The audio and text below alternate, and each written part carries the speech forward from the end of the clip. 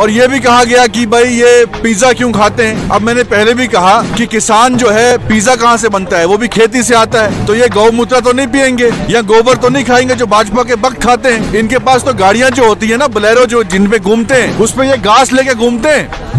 उन भक्तों को जो है 60 साल लगे अपने कच्छे छोड़ के पैंट पहनने में। मोदी जी कहते हैं मैं फकीर हूँ, तो जो उनको 600 करोड़ अपनी सिक्योरिटी पे लग रहा है और मशरूम जो वो खाते हैं वो फॉरेन से एक्सपोर्ट होता है। जो वो कपड़ा, एक बाथरूम जाने के लिए उनको एक कपड़ा पहनना पड़ता है, ऑफिस जाने के लिए दूसरा कपड़ा पहनना पड़ता है और बाहर जाने के लिए तीसरा कपड़ा। जो प्रधानमंत्री दिन में 4 सूट चेंज करे तो वो फकीर तो नहीं हो सकता। तो इस प्रधानमंत्री के पास इतना पैसा आया कहाँ से? दोस्तों नमस्कार, मेरा नाम शिवम, आप सब लोग देख रहे हैं ऑनलाइन न्यूज़ इंडिया।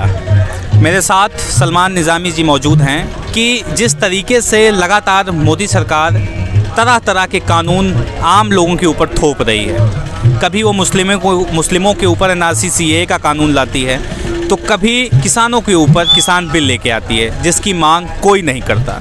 देखिए, आप इस वक्त जहाँ बैठे हैं, या हम ट्रक के अंदर बैठे हैं, यहाँ हमारे भाई जो हैं पंजाब से हैं, कई शहरों से हैं।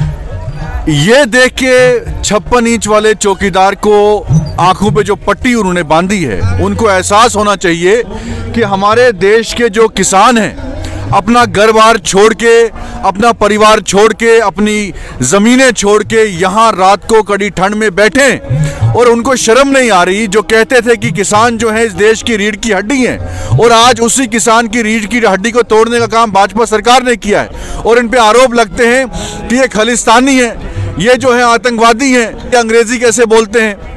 और ये भी कहा गया कि भाई ये पिज़्ज़ा क्यों खाते हैं। अब मैंने पहले भी कहा कि किसान जो है पिज़्ज़ा कहाँ से बनता है, वो भी खेती से आता है। तो ये गौमूत्र तो नहीं पियेंगे या गोबर तो नहीं खाएंगे जो भाजपा के भक्त खाते हैं। तो किसान जो है खाने पीने लोग हैं। इनके पास तो गाड़ियां जो होती है ना, बोलेरो, जो जिन पे घूमते हैं, उस पे ये घास लेके घूमते हैं। उन भक्तों को जो है 60 साल लगे अपने कच्छे छोड़ के पैंट पहनने में।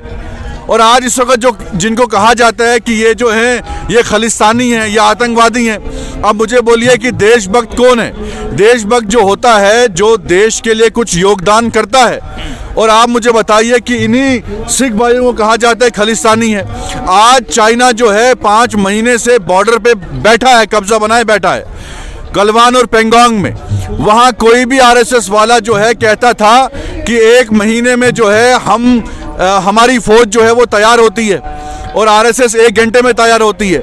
चाइना 6 महीने से लद्दाख में बैठा हुआ है। वहाँ इस कड़ी ठंड में, इस बर्फ वाले मौसम में कौन मुकाबला कर रहा है? यही सिख रेजिमेंट के लोग जो हैं वहाँ इस वक्त चाइना का मुकाबला कर रहे हैं। वहाँ तो कोई भाजपा का नेता नहीं पहुँच रहा है, उनका चाइना का नाम लेने से वो डरते हैं। तो ये जो है आरोप लगाने का समय नहीं है। किसान जो है ये कहते हैं कि भाई एमएसपी पे हमें गारंटी मिलनी चाहिए। आपके सामने सबसे बड़ी मिसाल जो है बिहार की है। 15 सालों में बिहार का जो किसान है, अगर उसको फायदा मिला होता है इस कानून का, तो वो देश के कोने कोने में रोजगार की तलाश के लिए नहीं जाता। चाहे वो पंजाब हो, चाहे वो हिमाचल हो, कश्मीर हो, हर बिहारी वहाँ रोजगार की तलाश में जाता। अगर इस कानून का फायदा बिहारी को मिला होता तो वो क्यों?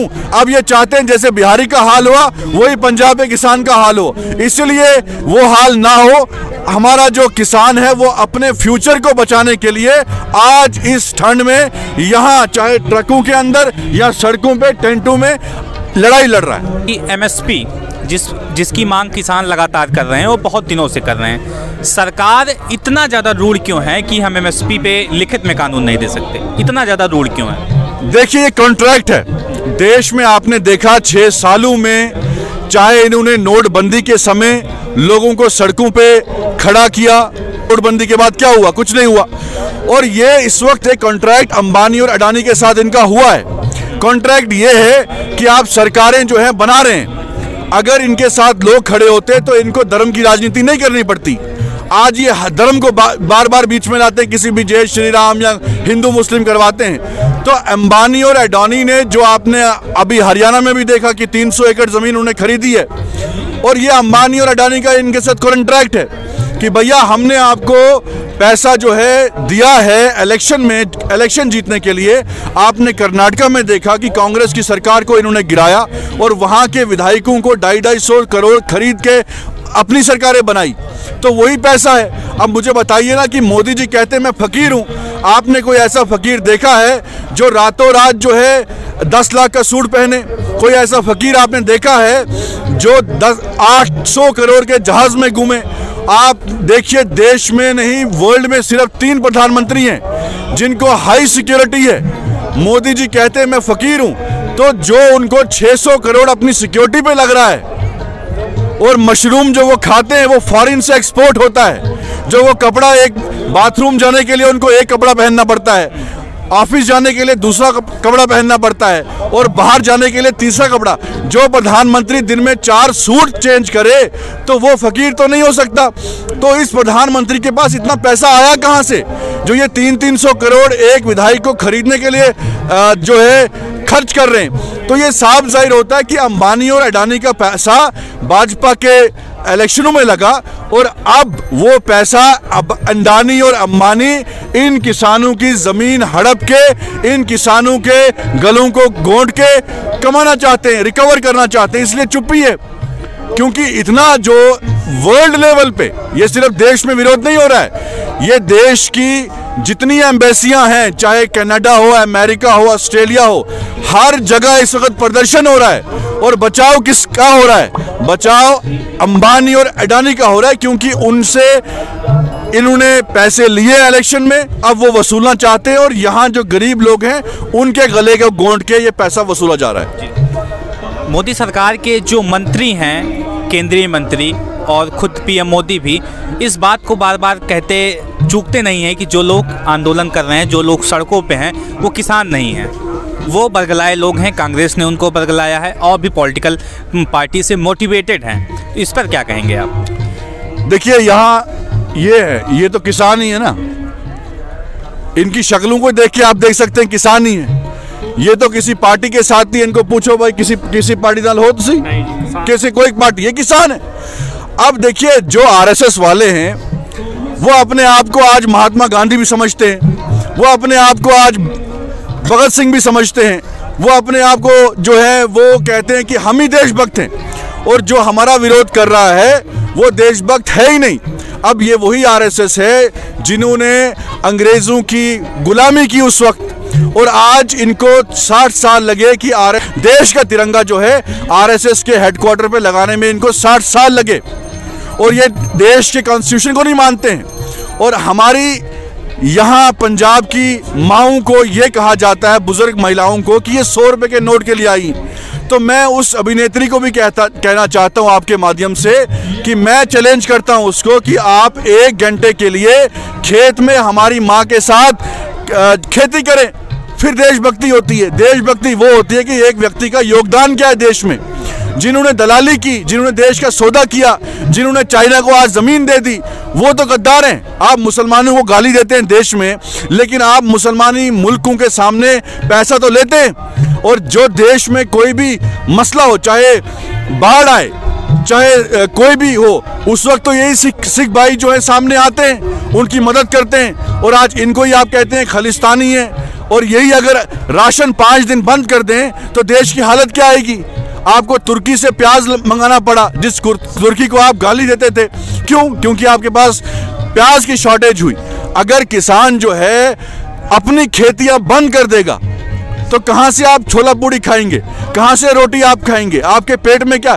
तो ये धर्म की राजनीति ज्यादा देर चलने वाली नहीं है। इसलिए सरकार को चाहिए कि इनके साथ बात करनी, ये अपने लोग हैं, ये अपने लोग हैं। जब आप वहां जा सकते हैं, गुजरात में कुछ लोगों से बात कर सकते हैं, ये तो बिल्कुल 5-10 किलोमीटर है। यहाँ आइए, यहाँ उनसे बात करेंगे। कल भी इन्होंने आरएसएस का एक भक्त पकड़ा, उसको तो इन्होंने लंगर भी खिलाया। यहाँ तो कोई मार कुटाई करता नहीं है। और वो लोग जो हैं, ये भाजपा के लोग हैं जो कहते थे कि देश के गद्दारों को गोली मारो। यहाँ तो अनुराग ठाकुर बैठा नहीं है, ना कपिल मिश्रा बैठा है।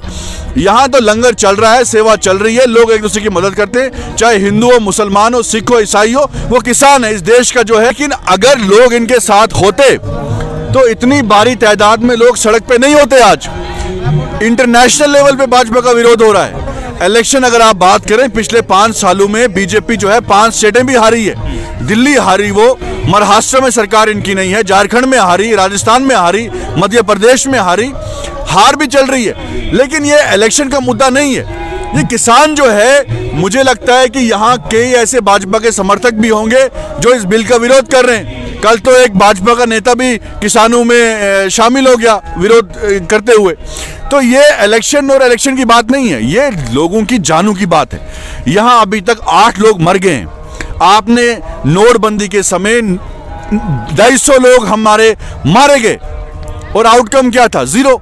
और आज भी आप चाहते हैं कि किसान जो है मर जाए, बुजुर्ग लोग जो है अपना घर परिवार छोड़ के यहाँ आए हैं और वो आप उनको मार रहे हैं और गला घोंट रहे हैं उनका वो अपना भविष्य बचाने के लिए आए हैं और यहाँ उन्होंने पहरा लगाया हुआ है सिर्फ आपसे बात करने के लिए कि हम इस कानून के हक में नहीं है। अगर सीए कानून देश के लोगों के हित में होता तो लोग विरोध क्यों करते? आपने 370 जम्मू कश्मीर से हटाया, वहां के लोगों को आपने पिंजरे में कैद कर दिया और कानून लाया। जब वहां के लोग खुश नहीं हैं, यहाँ के लोग जो हैं इस फार्म्स बिल पे खुश नहीं हैं, तो खुश कौन है? जब लोग ही खुश नहीं है तो आप क्यों कानून पे कानून थोप रहे हैं? खुश है।